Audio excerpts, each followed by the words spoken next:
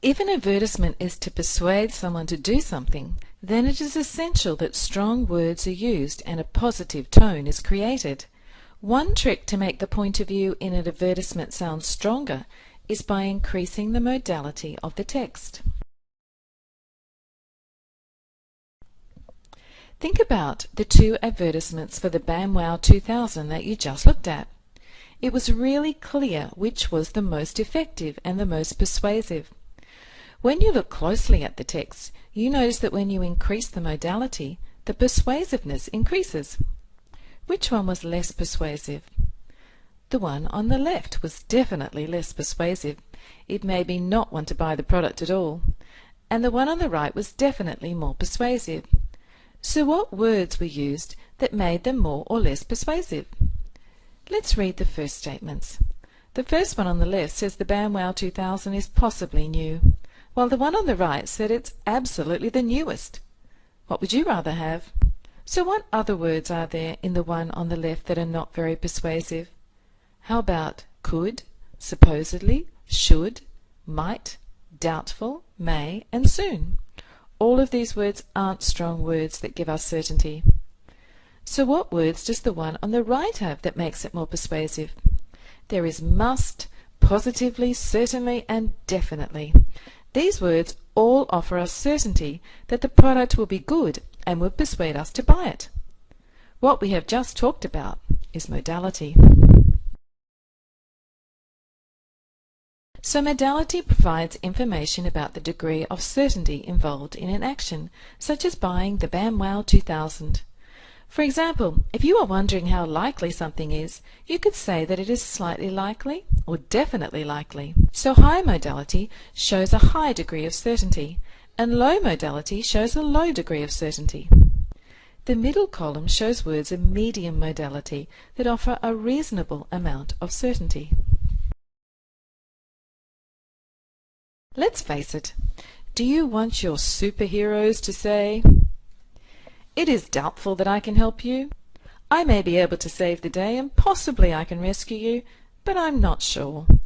Or would you prefer if they said, "I am the man and I will rescue you. I will positively save the day. It's definite"?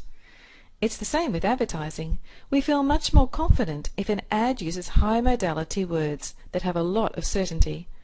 This convinces consumers to buy the product. So if the advertisement says, "This product really works," or "You will definitely get the best service from us," they make us feel much better about parting with our money and purchasing the product or service. Let's look at how modality has been used in this advertisement. Look for words that have high modality, that have a high degree of certainty and are very persuasive. Let's look at the headline first. New and improved formula CLEANOLOGY. What if it said reasonably new and slightly improved? What would that do to its level of modality? It would be less persuasive, wouldn't it? It's really important to have high modality in the headline because that's what captures the reader's attention first. Now I notice the order now and save 50%. Order now and save has high modality, so it's very persuasive. Imagine if it said, "Order sometime soon, and you might save some money." That wouldn't be very persuasive, would it? What about the copy text? Does that have high modality too?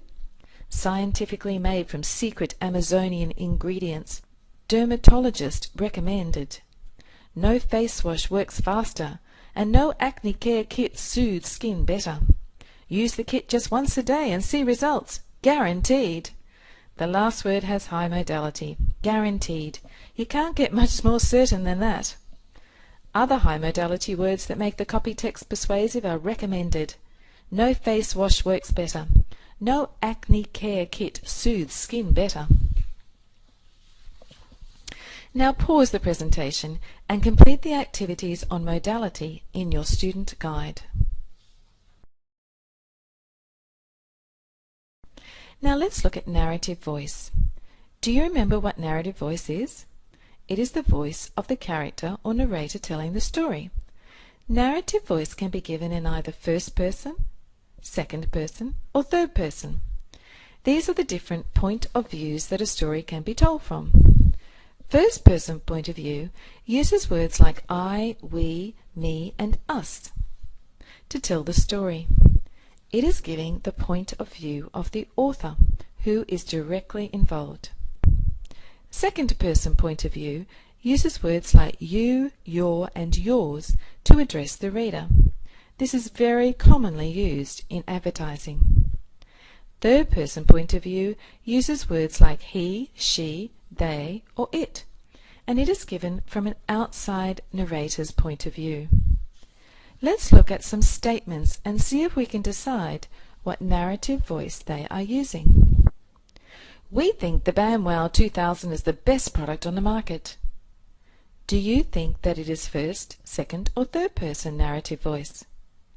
It's first person because it uses the pronoun we and gives the author's point of view. 9 out of 10 people said they were happy with the BAMWOW 2000. Is that first, second, or third person? This is an outside narrator's point of view because it uses the pronoun they. Do you have a problem with flies? The BAMWOW 2000 will solve your problems. Is that first, second, or third person? It has used the pronoun you, which is addressing the reader, so this is written in second person. Let's have another look at the CLEANOLOGY advertisement for examples of narrative voice. First of all, let's look at the left-hand column. These are quotes from people that have used the product. This is called giving a testimonial. The first testimonial says, "CLEANOLOGY saved me. I had a breakout the week before my band's first gig, but after 3 days of using the scrub and lotion, I was ready for the big time." This is giving the point of view of the person who wrote it, and it uses the pronouns I and my. So does that make it first, second, or third person? It makes it first person. All testimonials are given in first person point of view. They can make the advertisement more persuasive, especially if it is the testimonial of a famous person, because this person has actually used it and can verify that it's a good product. Let's look at one more advertisement to see if we can spot narrative voice. Can you see narrative voice in this advertisement? Let's look at the headline first. Are flies bugging you? That's a question directed at the reader. It makes it second person. What about what Persuasive Pete is saying? You need the BAMWOW 2000. That's also second person. What word tells us that? It's you. That makes it directed at the reader. Now let's look at the copy text. Most of it is speaking in third person. Someone is telling us the information like a narrator, but towards the end it shifts to second person. Can you spot where that happens? The last sentence. It's the fastest, safest, chemical-free way to rid your home of cursed critters. That's directed at the reader again, so that makes it second person. Now return to the student guide, and you will get to adapt 2 advertisements to see how modality and narrative voice can change an advertisement.